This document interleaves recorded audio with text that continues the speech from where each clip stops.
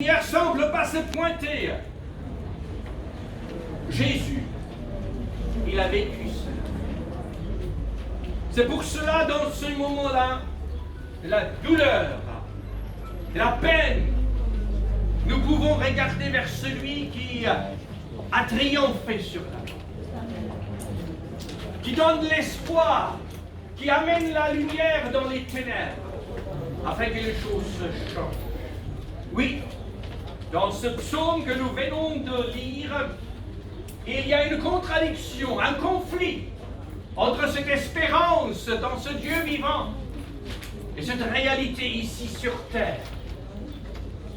Si vous avez bien fait attention, le titre de ce psaume 22 que Pedro avait choisi est titulé ou nommé Fiche de l'aurore.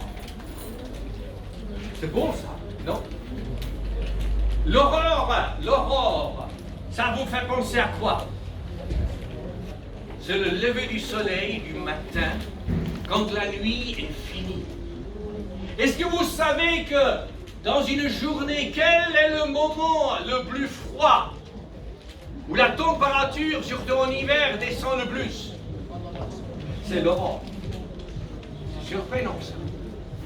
Et pourtant, peut-être pouvons-nous nous souvenir du témoignage de notre frère Pedro. Il y a des mots qui sont dans ce psaume, verset 4. En toi se confiaient nos pères, ils se confiaient et tu les délivrais. Ils criaient à toi et ils échappaient. Ils se confiaient en toi et ils n'étaient pas dans la honte. Alléluia. Amen. Oui. Permettez-moi de dire, Dieu a voulu que notre vie soit porteur de sa gloire. Dieu nous a prédestinés quand il nous a créés, il nous a voulu pour que nous puissions vivre pour l'éternité. Vous avez une grande valeur devant Dieu parce qu'il vous aime. Le problème est, malheureusement, les êtres humains se sont détournés de Dieu. On a laissé de côté ce Créateur qui nous a donné tant de choses extraordinaires. Dieu désire partager l'éternité avec nous.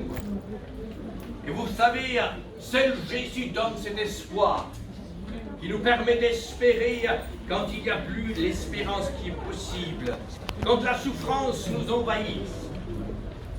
Alors que notre cœur veille de ne pas se fermer, parce que Jésus le dit dans le chapitre 11 de l'évangile de Jean, verset 25, « Je suis la résurrection et la vie. Celui qui croit en moi vivra quand même il sera mort. Et quiconque vit et croit en moi ne mourra jamais. » Et il pose la question dans ce même verset, crois-tu cela?